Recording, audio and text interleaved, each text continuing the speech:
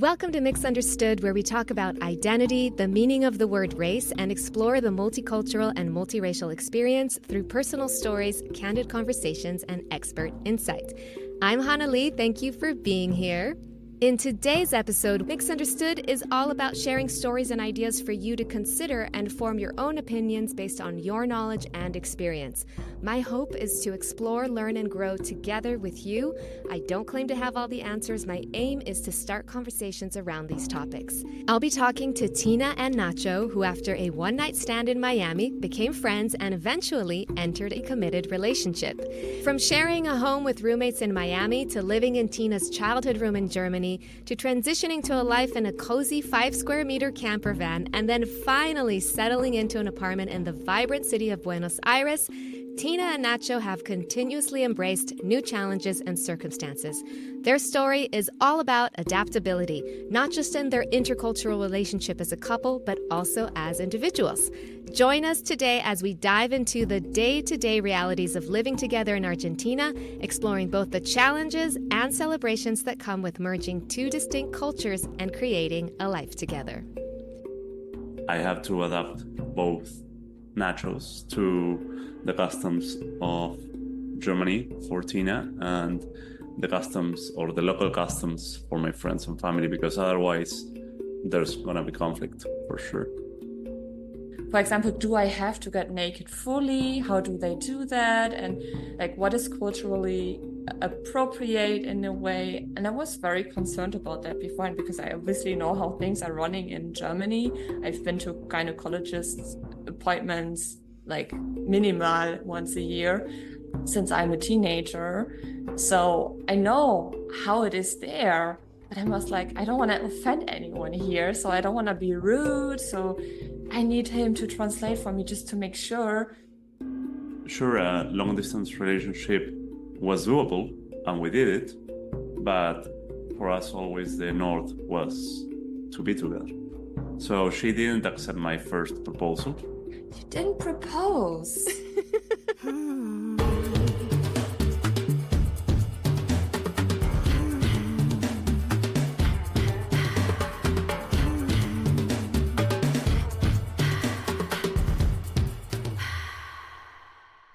Welcome, Tina and Nacho.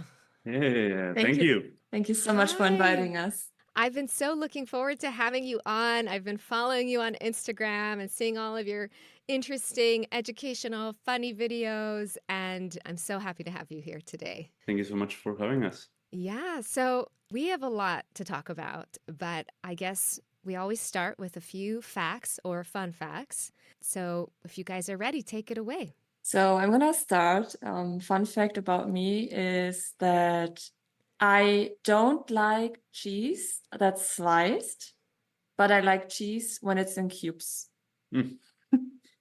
Right.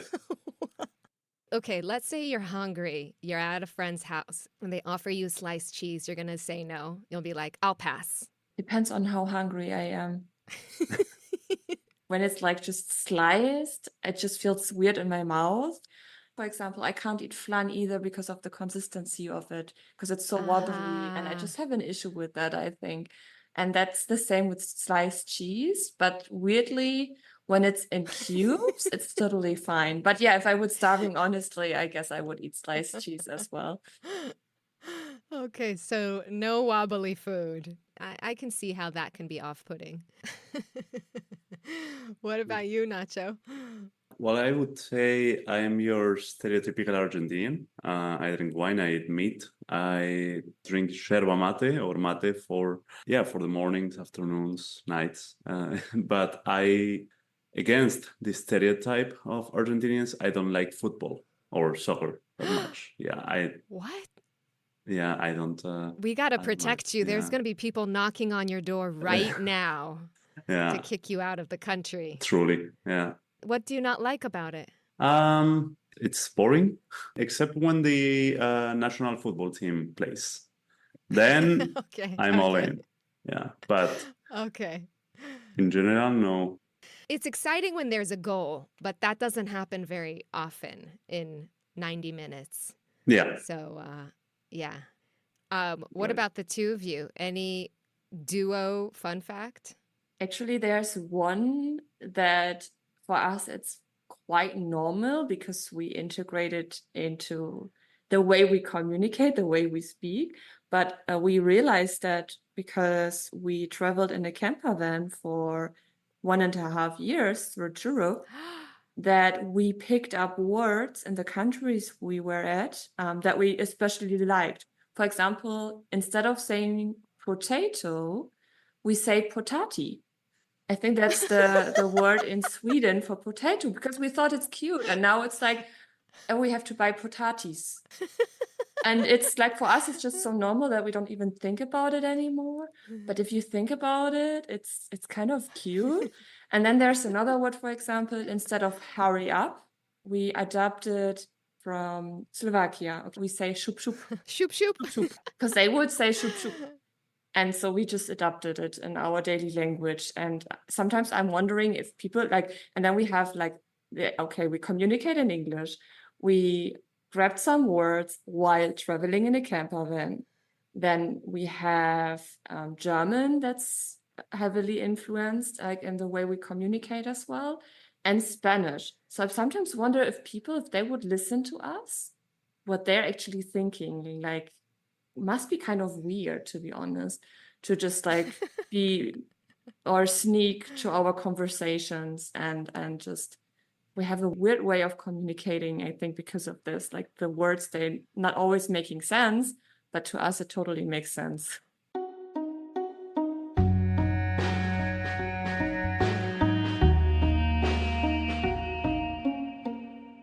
Rumor on the street is you two got married after seeing each other in person only 4 times.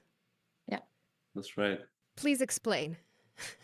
Well, we started with Tinder night, right? Then I went to Germany for the Oktoberfest. I mean, I went to Germany for Tina, but she invited me to Oktoberfest. Then she invited herself to Argentina and told me like, okay, if you want to come, you can join me. And I did. And then finally, when I proposed to her, she did propose in the New York metro so that we could live together. Yeah, those were the 4 times actually. Yeah. So really it was 3 times. The 4th was also with the supposedly proposal. Yeah. He did not propose. It was more like we were sitting in the underground line in New York City in the L train. And he was just like, oh, why don't we just get married? So that way it's just easier. We've tried different things in order for me to move to the US, but paperwork is just a pain, like getting a visa is just difficult. I'm not specialized in anything, so my profession is quite plain, to be honest. And he was like, yeah, why don't we just get married? It's like, yeah, why don't we? Like, just get married. Okay. And that's it. So we got married a few weeks afterwards in Denmark. Wait a second. What did your families think? What did your friends think? Were you saying like, listen, it's just for the papers. If it doesn't work out, we'll just get a divorce? No, and because I was too afraid to say that, because in my mind I was like, if we're gonna get married, we have to make it work. I don't want to get divorced. Like the option of getting divorced and going back home kind of feels a little bit awkward because I wouldn't say I'm traditional, but back then I might have been a little bit traditional. So I told my family and my friends, and their reaction was good, especially my mom's reaction, because she was able to meet Nacho before via FaceTime, for example. She heard all the stories I was telling about Nacho. But the first time she met him, that was after the so-called proposal.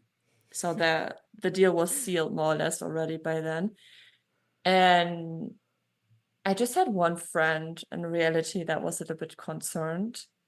She was that type of friend that made some bad experience in her intercultural relationship. So she used to date a Brazilian guy, for example, so also someone from South America. And she told me many, many times to be super careful. She asked me many, many times if I really want to pull through with that. And she was super concerned and super protective. But overall, my family and friends, they were like, if you think it's right, you're old enough, go ahead. How long were you together at that point? You were officially a couple, right? Yeah. So we have known each other since July 2015. A year later, we became boyfriend and girlfriend. So you could say that it passed maybe 1 year since we were a couple until we got married. But Okay. so I actually asked Tina before if she wanted to marry me.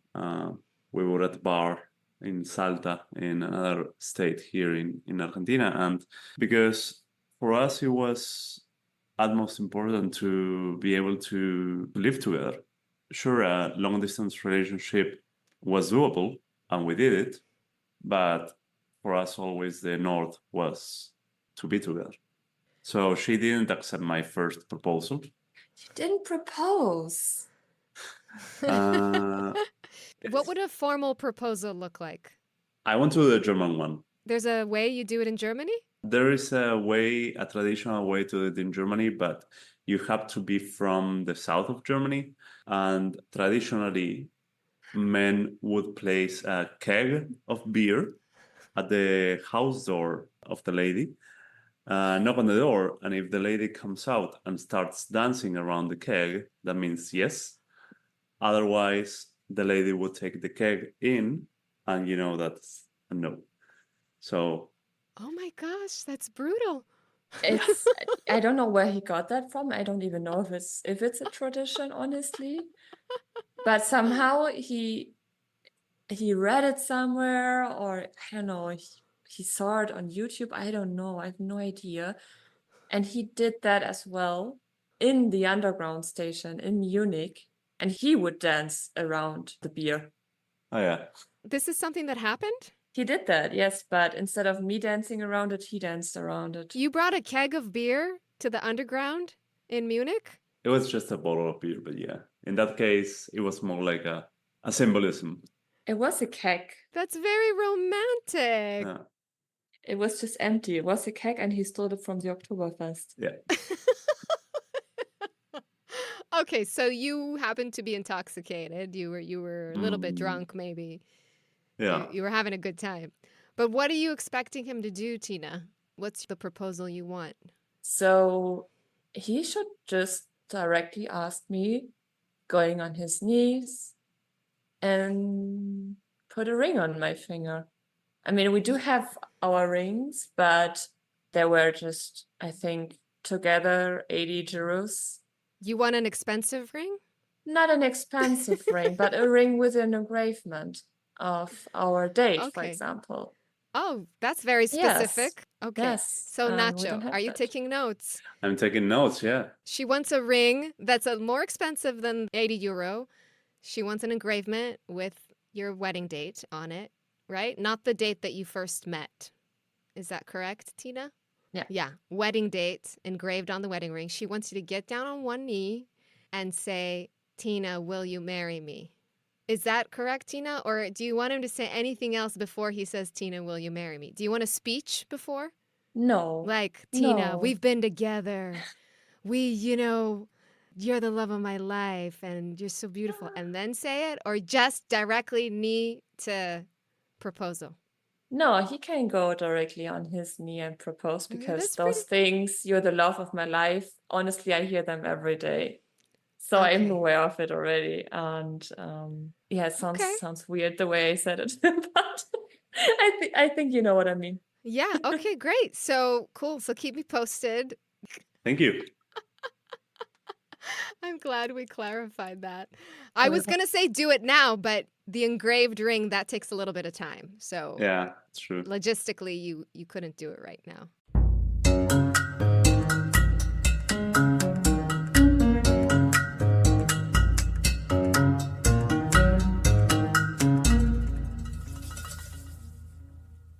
How long have you guys been living in Argentina now together?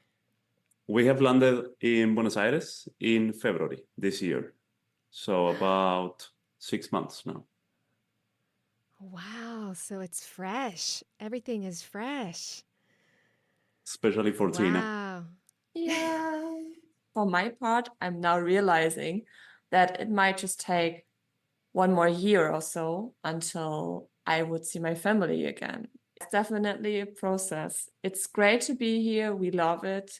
It feels like home, but we have a second home somewhere else as well.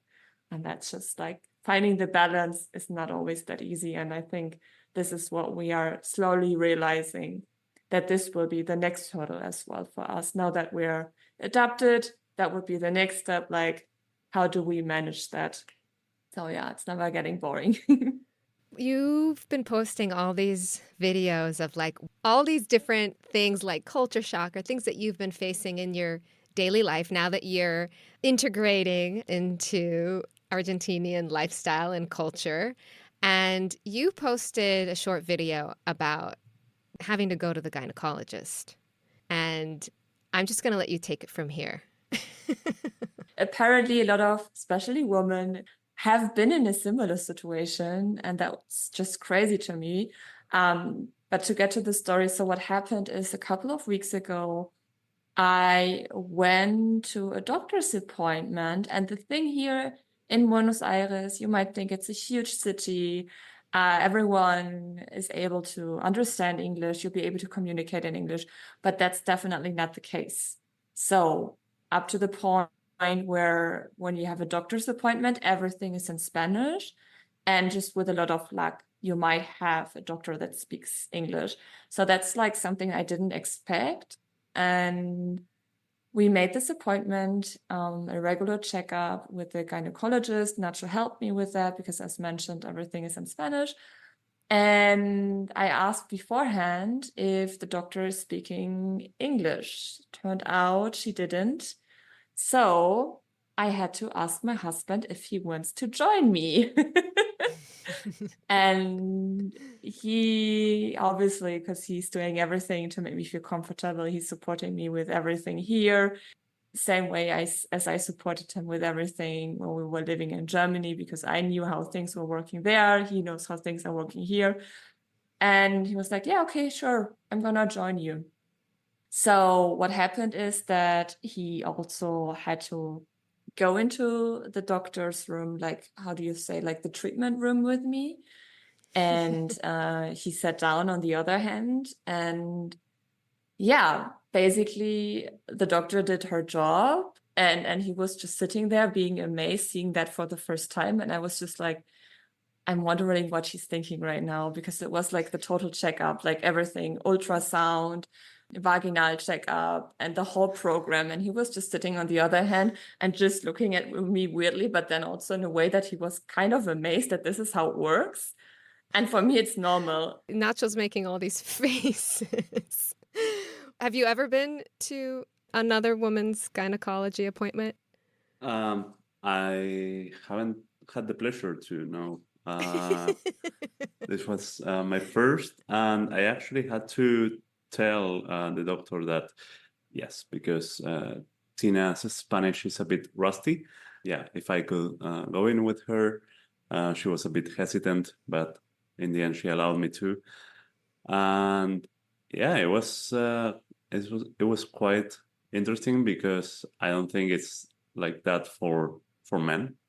For men, it's usually like, okay, 5 minute lookup, and that's basically it, right? So in Tina's case, took a bit longer, and with a lot more machinery as well.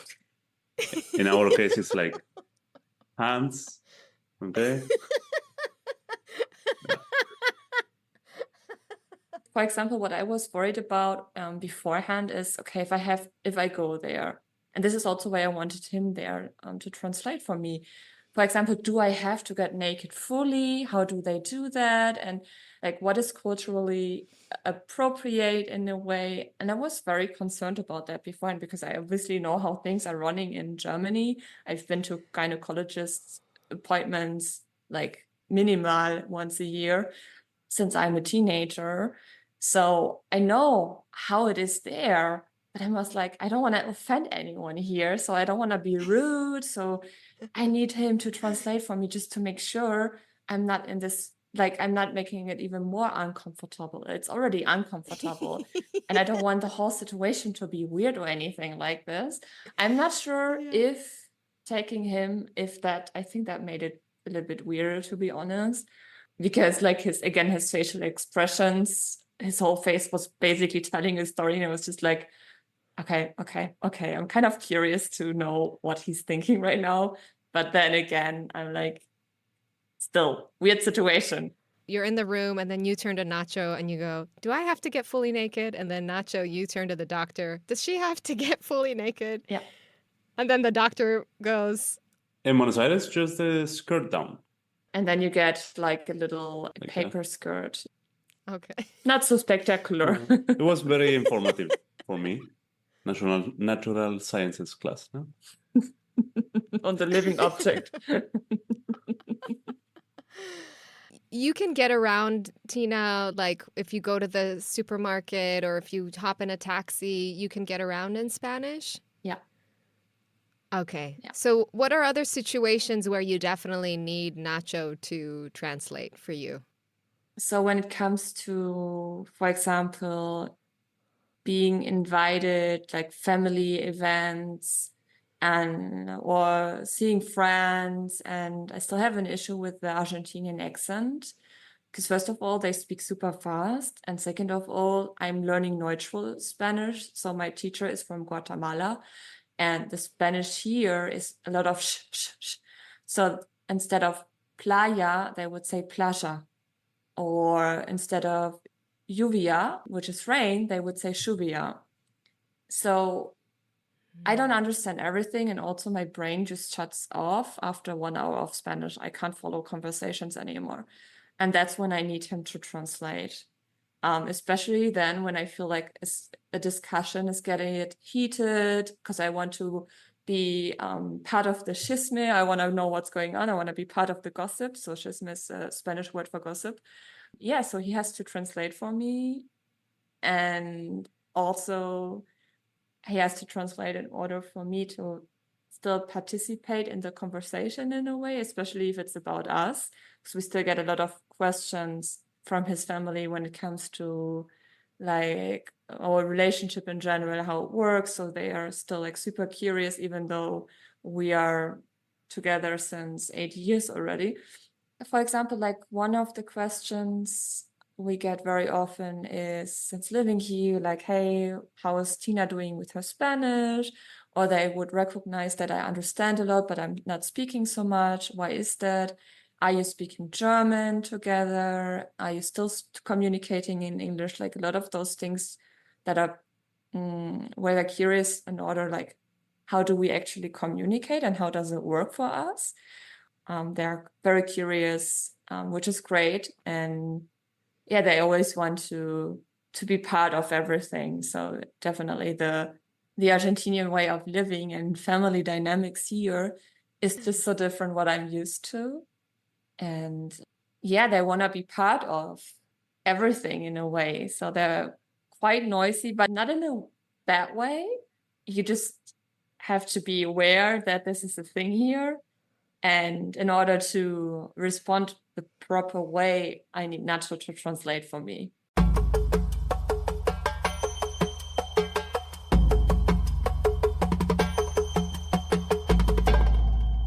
Nacho, do you feel any pressure now that Tina's made this huge life change to come be with you in your home country?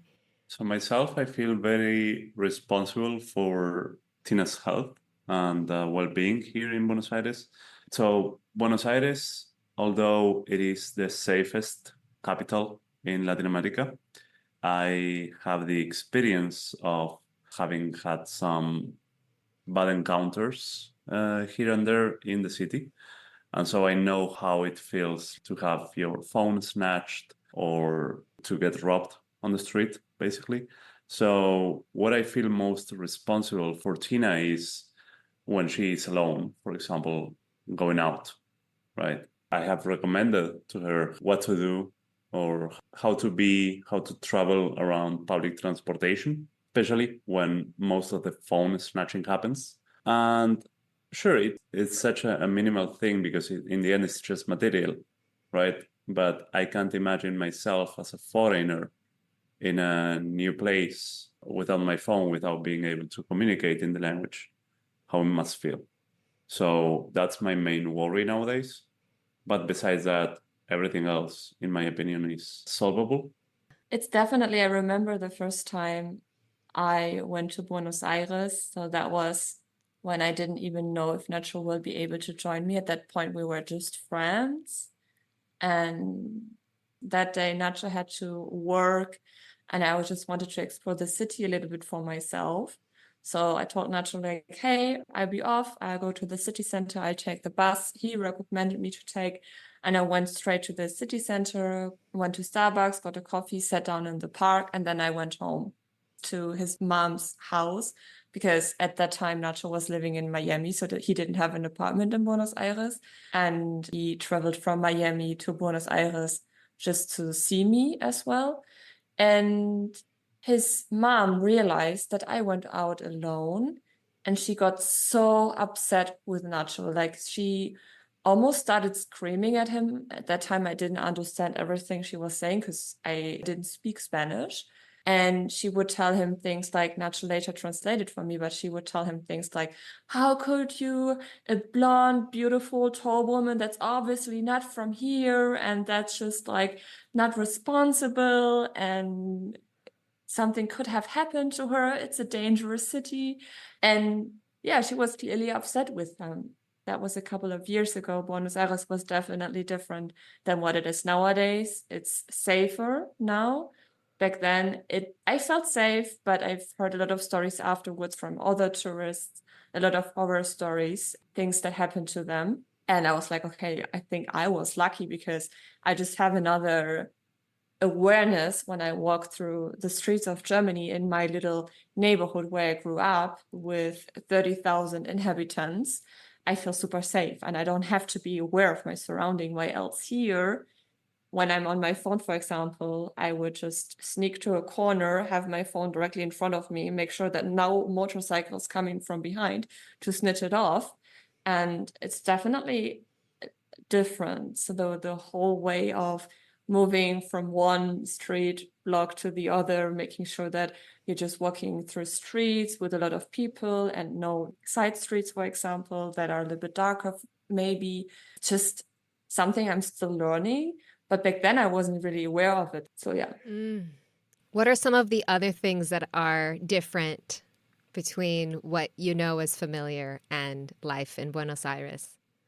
Definitely people here. I love the mentality of Argentinians. It's so easy to get in contact with people here. So I feel like they're very interested in you as a person, and the conversations I'm having here, they're like much deeper. The questions they would ask are much deeper than anything I've experienced, especially in Germany. So you can have great discussions with Argentinians, for example, even though you barely know each other, and talk about life and love. And it's just like a different feeling here. While else in Germany, as one of those Northern European countries, we have the cliche of people being a little bit reserved, which is true. It's quite difficult to, for example, if there's a group of friends and you would like to fit in or you would like to be part of this friends group, it's almost impossible to get to that point where they kind of accept you as theirs, if that makes sense. I think you know what I mean by that, without sounding weird or anything. And here it's just, for example, that's the experience I've made with Nacho's friends. he has a lot of female friends as well, and they know each other since they're teenagers. For example, the first time I traveled to Buenos Aires, we were celebrating my 25th birthday, and they had a surprise birthday party for me. And the interesting part was that Nacho didn't organize it, but instead, a friend of his organized it, which I love. They sang happy birthday in Spanish and in German for me. And thinking No. about it makes me so emotional because, like, from the beginning, I was part of their community. And it's like this up to today. Like, I would hang out with his friends, and they're not making any difference. Like, I'm part of him. So they love him, they love me. And this is how it works here. And that's just so easy to make this feel home. And to also, the first time I met his family, same situation. They opened the door and they welcomed me. Here in Argentina, it's common that you give a kiss on the cheek, like a side kiss, kind of. And they would hug you, but it's a very warm hug. It's just not like hi, and then they let go. It's like hi, 3, 2, 1, kiss, and then they would let go. It's like they're really squeezing you, and that was like this with his family. And the way I entered the door, the way they were standing in front of the door with really literally open arms, I couldn't. Like, I burst out in tears in that very moment in front of people I'm meeting for the first time, because I was like, my brain wasn't really working. I was just like, what's going on? There's so much love here. There's so many emotions here. And that's just so overwhelming. And everyone here has welcomed me with open arms, with an open heart. And even people I barely know, people you meet on the streets, it's just another mentality. And that's so different to what I've experienced in Germany. Before Tina moved to Buenos Aires, there was a phase where you were in Germany in her childhood bedroom. What was that like? I am very thankful for Tina and for her family to open their house with open arms the way they did. And also, you have to take into account this also happened right before COVID. And so during COVID, we also stayed at her place. So I think we were in her childhood bedroom for like 1.5 years.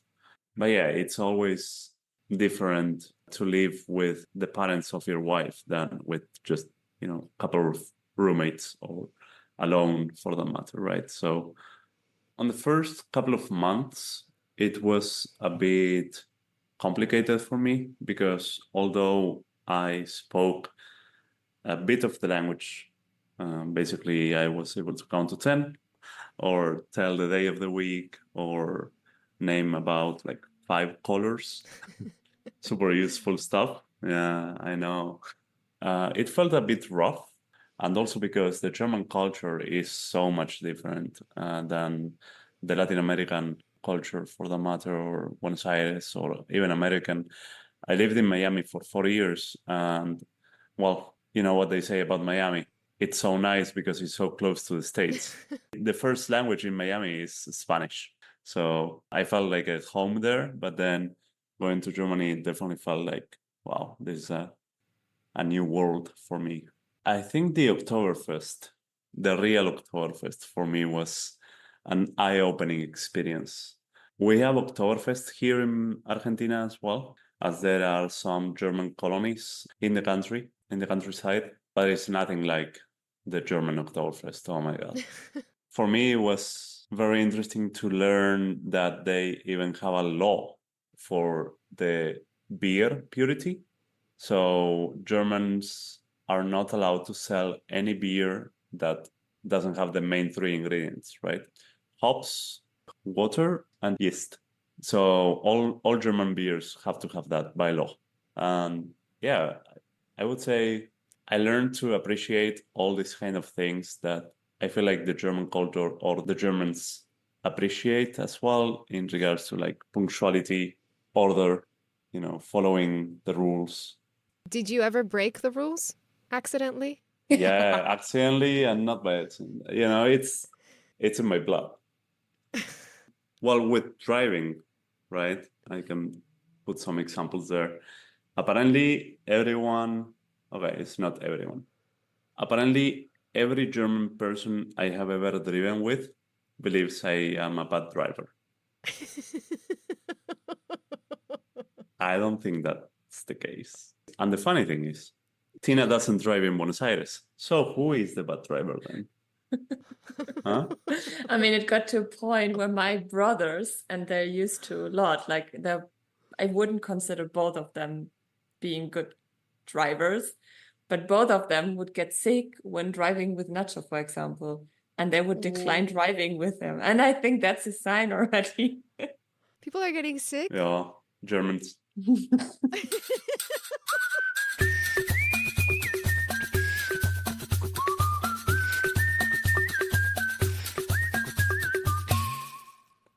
Culture-wise, especially in the beginning, the biggest arguments, and also while dating on distance, which just makes it very tricky, was being on point. We would schedule a call via Skype back then while dating on distance, and he wouldn't show up on time. And I got super upset because I did miss him a lot. I had no idea at that time if this is actually going to work out or what the next steps are going to be. I didn't know anyone within my circle that's dating on distance. I didn't know anyone that's dating someone from a different country or with a different culture. So that's something I got really upset about, but I swallowed it because back then I was like, oh, I want to be wearing my rose-colored glasses. I don't want him to get a wrong impression. So I was also shy to address this topic, but I hated it. I was just like, why is it like this? He's not appreciating me, up to a point where I'm like questioning if he's even in love with me, if he's constantly too late for our Skype calls, for example. And I made a few mistakes back then. Now I know I should have addressed it right away, why this is bothering me. It's a cultural thing, but also for me, it's just like, please value my time. I'm valuing your time as well, or communicate on time with me. And I was just too shy and I was just too afraid to mess things up. Yeah, how we treat time in Latin America is different than how Germans treat time or appointments, for that matter. Yeah. Also, another thing, and now I know that he is kind of true to himself. This is really how he is. It was weird to me because I've never experienced something like this. And that's also why we were dating, like when we got to know each other. Nacho is the type of person that's very honest, but he's also very charming. So he knows exactly what to say and he knows how to say it in order to rub you around his finger. And I was questioning quite often his real intention behind it. It's like he can't be serious with everything he's saying, telling me, for example, 15 times a day how beautiful I am. At some point, I was like, I don't believe that anymore because, like, I'm just not so used to that. Yes, we were dating, and this is kind of not really what you expect, but dating in Germany is just very different to apparently dating here in Argentina. And he would say all those beautiful and nice things over and over and over and over and over again. I was just like, at some point questioning, how serious is he really? And maybe there are other women out there and he's the same with them. Like that can't be true. That's too good to be true, until I realized that, for example, he would tell me, or when you move to Miami, I will pick you up. I will pick you up in Germany. And he did that. Or, for example, he told me, I will buy my flight to visit you in Munich, and then we're gonna join Oktoberfest together. And he did that. So he proved that over and over and over again, that he wasn't just making all those false promises just to be kind or to be especially charming, to get his way. He was very serious with everything he was saying. And it took me, I would say, almost a year, to be honest, to realize that this is actually true what he's saying, and he's just not saying it to be kind or so whatever.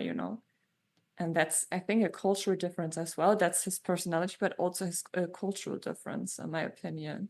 Mm-hmm. I'm the hype man. Oh, qué linda, hermosa estás. I love it.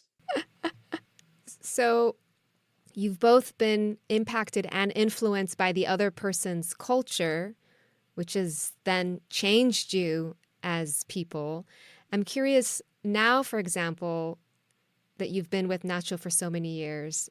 When you go back to Germany, do you feel like, I don't know if the word is an outsider, but like you don't play by the same rules anymore because you've been exposed to all these other ways of doing it? And the same for Nacho. Like, does anyone sometimes look at you and go, "Oh, you're not acting like a true Argentinian anymore. You're doing things a little bit.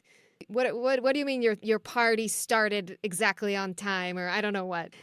Do you feel that fitting into your home countries has changed since being in a relationship together?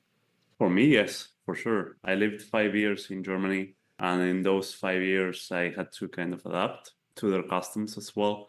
And so nowadays, I am much more respectful of the time of others or the schedule of others.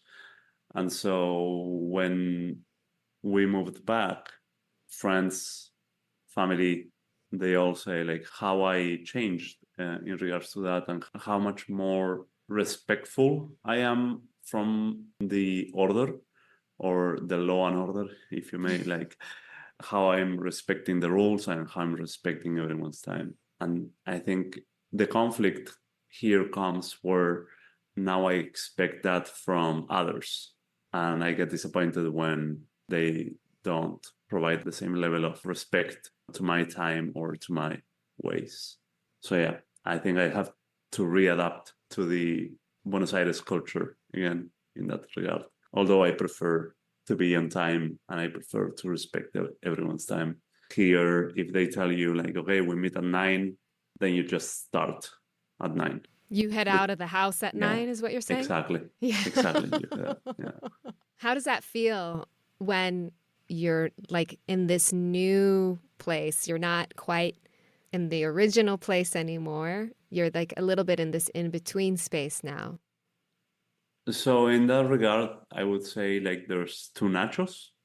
One that is a nacho for my day-to-day with Cristina, and another nacho that is on the day-to-day with my friends and family. And so as I am a people pleaser as well, I have to adapt both nachos to the customs of Germany for Tina and the customs or the local customs for my friends and family, because otherwise there's going to be conflict for sure. What do you do if there's a family event and Tina's there? Right. How do you navigate the two nachos? Yeah, that's a really good question, actually, because as of late, there have been family events where I was asked by both Tina and my family to translate. And at some point, I'm like, just speak to each other, figure out yourselves. Like Tina speaking Spanish or my sister practicing her English. But now, being for real, it can get a bit crazy and a bit stressful, for sure. Yeah, but I'm trying to help Tina to learn more Spanish and to kind of like expand her vocabulary by speaking to my family, and also for my sister and family to not be afraid of just trying. Are there two Tinas as well? The Germany Tina and the Tina with Nacho? No, not anymore. So there used to be two Tinas. When we, as mentioned, when we started dating, when we were in a long distance relationship, where I oftentimes wanted to make sure that I'm showing the best version of myself, and I didn't want to freak him out. Definitely, those were two different Tinas. Nowadays, it's, which I love about myself, I am emotional, and I didn't like that part of myself before.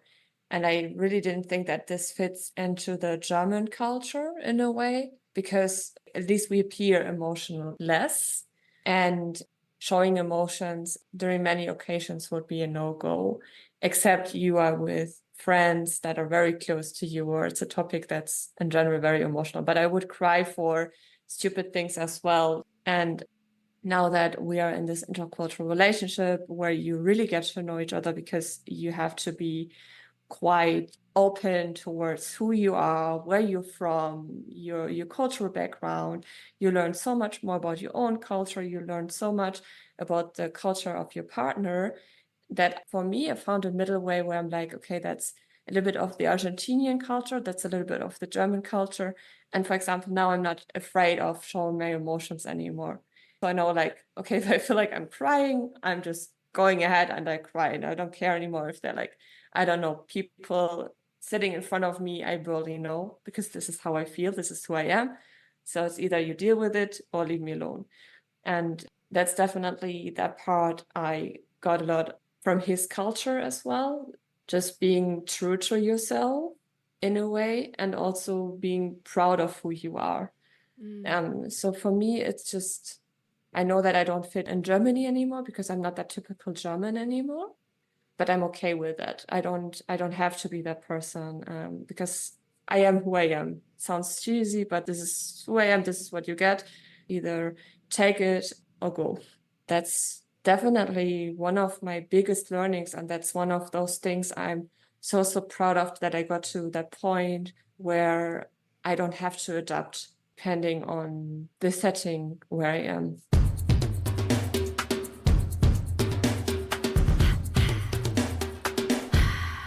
Well, you have a group that supports other women primarily in international relationships. Do you want to tell us about it? Yes, I opened a WhatsApp group. So it's just a simple thing. We are a little bit more than 50 women right now, and they're exchanging information on a daily basis, especially when it comes to paperwork, what to take into consideration. We're giving this safe space for everyone to share part of their lives, to share part of their fears as well, when it comes to, I don't know how our future will look like. For example, I don't know, when are we going to close the distance? Is there anyone out there with some encouraging words? Anyone out there who has been in a similar situation, for example? And those are all things, like little things, but also big things, very emotional things, very personal things we're sharing in this WhatsApp group. We do have monthly calls as well, where we sit down, a virtual meetup, exchange information, and just talk about life, about relationships, about family dynamics or multicultural families, like whatever there is. It's basically like just having a coffee with friends, and we're bonding over this. And that's what I am doing online, what I'm doing offline now. And I had an event yesterday, for example, is that I'm also connecting women here in Buenos Aires in intercultural relationships. And it's just, for me, an easy way to make friends, to be honest, because I know we have so much in common already due to the cultural differences, the challenges in an intercultural relationship. And it has been great so far because I was able to meet so many interesting women from around the world, sharing the same thoughts, the same fears, the same energy as I do, and connecting with them just in a very short amount of time on a deeper level. And this is what I'm working as well, that my idea is to bring them all together and to have kind of an empire of women in intercultural relationships, and they all connect with one another, they share their stories, and ideally they'll be able to connect with couples as well with a similar background and be able to support each other along the way, because that's what I would have wished for back then when Nacho and I started dating. We figured everything out along the way. We didn't have support from outside. We didn't know what we were doing. So we just went with the flow and hoped that it will work out somehow. And it did, luckily. But there were so many moments where especially I thought, we can't make that work. This is not gonna work. How are we gonna be able to close the distance? If I would have known that there are people out there that are as crazy as we are, I think that would have given me some ease. and knowing that this will work and that we can make it work instead of questioning everything. And you also have a podcast where you invite intercultural couples to come and share their stories. Exactly. So we started this podcast 4 years ago, approximately during the pandemic, where we shared our story first. I started the Instagram account, which is called International Love Story. The podcast is also called International Love Story.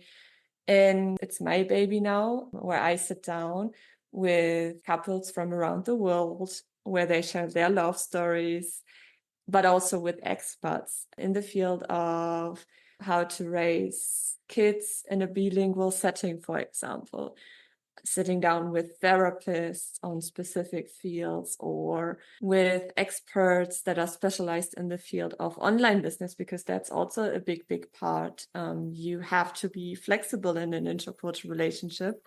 And it's great to have the possibility to take your job from one place to the other, because in our case, we know we're going to stay here for a few years in Buenos Aires, but we don't know if this is going to be our final destination. I love that. Yeah, go check out their podcast. And I will also leave details for people who want to join the WhatsApp group in the show notes. Nacho and Tina, it was a pleasure having you here and talking about all of your experiences and getting to know you as a couple. And I wish you all the very best. And I wish you continued communication, flexibility, open-mindedness, and also some good luck in your future together. Thank you so much.